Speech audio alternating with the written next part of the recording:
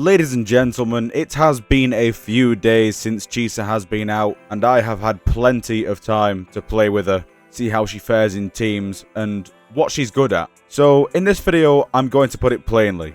Should you pull for Chisa? So what I'm going to do for this video is I'm going to factor in a bunch of different perspectives and situations that you may be in. What should you do in these situations? Because I feel with such a pivotal update in 3.0 coming in like 4.5 weeks, it's really not the time to be dumping all your astrite, especially if you're a new gacha player as well. It's a bit of a naive move. Unless, of course, you have some of these situations, which I will describe in this video. So without any further ado, let's get into it. Now, we all know that Chisa is a Havoc Broadblade character, as we've seen from the many videos about her.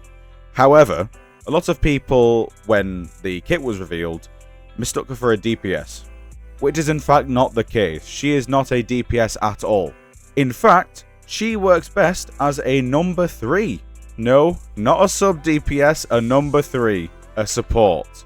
So already that will turn some people off in pulling her, because of course some people might need main DPSs, some people might need support. If you have shorekeeper, then it's already not looking good, Bev. So the first factor that you should really consider is, do you have a negative status team already? Now I'm talking Zanny Phoebe, I'm talking Cartathea Chacona, I'm talking these teams, which, well, the only 2 teams in the game at the minute that currently use negative statuses. If you do, I would suggest pulling for her, because not only is she the number 3, she is the rover replacement in the Cartathea Chacona team, and she's just a really good number 3 in the Zanny Phoebe team. Granted, if you have, for example, Chisa's weapon, Zanny doesn't benefit off of part of her weapon, but ultimately she is still, I'd say, better than shorekeeper, or around at least maybe a side grade for now in that team.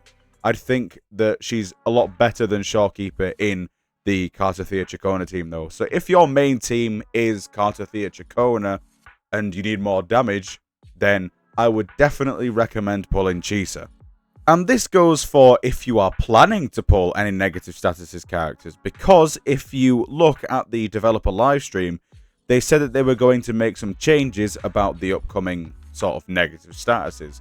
And they made changes to 4 statuses. I think it was Glacio, Electro, Havoc, and Fusion. Of course, Chisa now utilizes Havoc Bane, so you've still got 3 characters that can utilize, I think it's Glacio Chafe, Electro Flare, and Fusion Burst. And of course, you would be correct in assuming that they are going to add characters that utilize these negative statuses. So if you are planning on getting a main DPS, if they do one, you would assume they do one, right, that would utilize these 3 negative statuses and implant them themselves because of Chisa's weapon, then I would definitely recommend pulling Chisa for the future. It is a bit of a tricky one because you are pulling a support and you're being made to think that there will be a unit that comes out that will fit her. There is already one in the game, which is Cartathea, of course, but surely there must be more. Personally, I pulled her because I really liked her character and her design, so I pulled her anyways. So, you know, if you like her design, at the end of the day, you should be pulling. Do not pull for meta in Wuthering Waves, just do not.